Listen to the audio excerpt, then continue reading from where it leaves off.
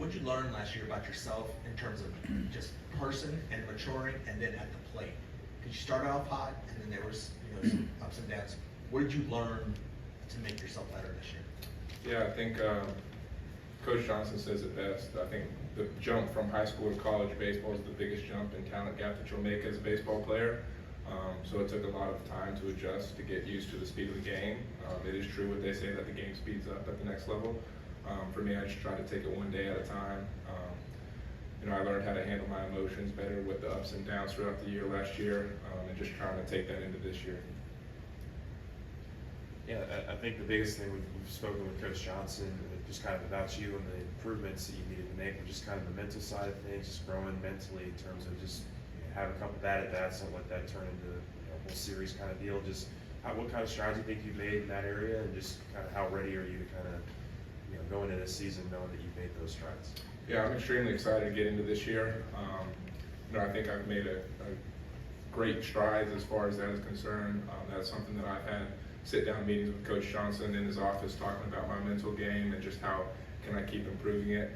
It's never going to be a finished product. I'm still, probably going to get upset at times or get frustrated, but just kind of stay the course and take things one pitch at a time. You're going to inevitably get compared to Trey, right, taking over that position. How important is it for you to play your game the way that you play it and not necessarily try to live up to some expectations? Yeah, I think Trey Morgan played an amazing first base, and for me, being able to kind of watch him play for a year and develop under him, he was a great mentor and leader on the team last year, and he helped me out tremendously. And that's something that, when he's in the hitting building today, working out, getting ready for pro ball, that, we still cut it up and laugh sometimes. So the fact that he was able to kind of like take me under his wing and show me the ropes, and now handing it to me for this year, I'm just super excited to do what I can over at first base and make the routine plays. As far as what's more important to you, the defense or the receiving?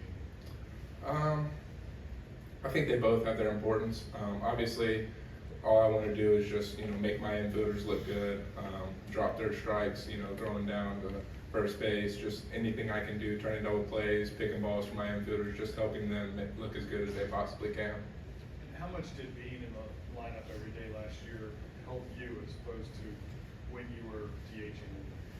Yeah, DHing was different. I started off the year last year as DH, and we kind of sitting in the dugout just watching the game for most of it. So it took me a minute to get used to that, because I was used to playing in the field all the time. But I was just super happy to have my name in the lineup last year, and so I didn't take that for granted, and I won't do that again this year. And so I'm just really excited to kind of go and attack this season.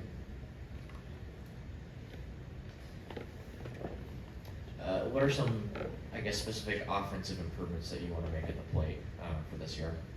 Yeah, I think the biggest thing for me is going to be strike zone discipline. Swinging at pitches that I know I can hit well, and kind of laying off everything else, especially early on in the count. Just getting my pitch and doing damage with it.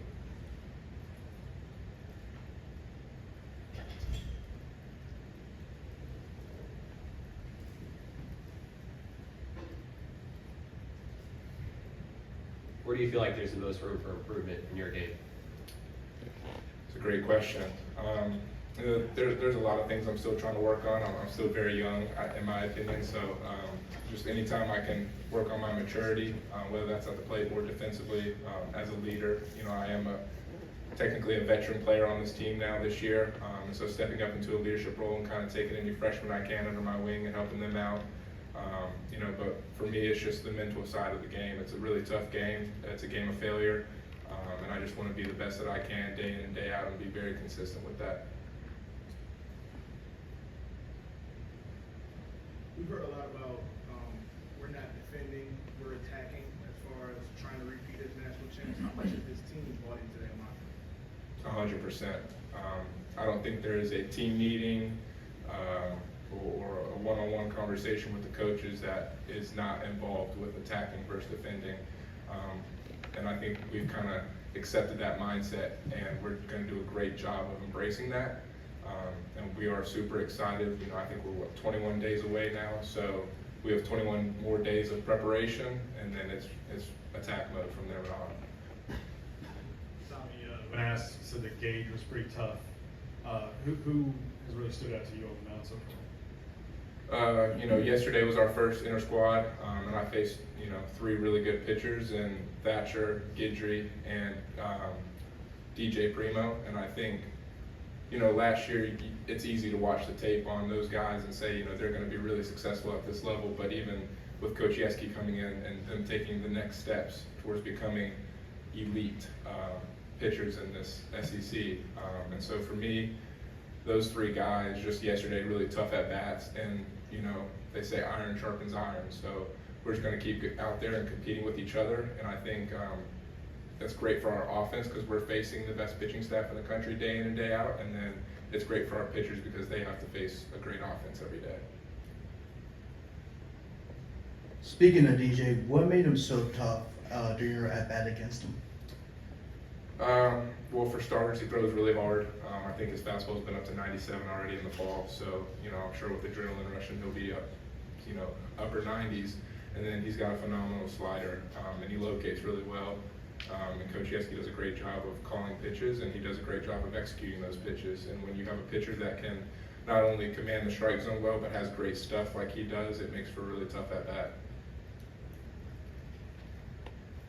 You mentioned strike zone discipline is something you want to improve on. I mean, how do you go about improving on something like that? Yeah, I think it starts with visualization before the game, putting the pitcher that you're facing on the mound and kind of visualizing what his pitches look like and how you're going to, get a base approach off of him. And then from there, it's just about execution. I've worked on the machine in the cages on sliders and fastballs and hitting both at the same time, taking the ones out of the zone, swinging at the ones in the zone, and just repetition as much as possible with that. With Paul Skeens and Ty Floyd now moving on, how do you feel about Thatcher kind of moving to the, if not the front of the line, close to it, and how did he pitch for you guys, like especially late in the year last year? There's no doubt in my mind that Thatcher Hurd will be a top 5 arm in the country this year. Tremendous human being, one of the hardest workers on this team, comes in every day with the same mindset of wanting to get better, and he goes out there on the mound and shows that. And I think he's going to do a great job stepping up in that role for us this year.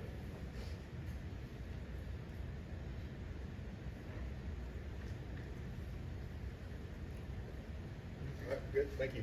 Thank you.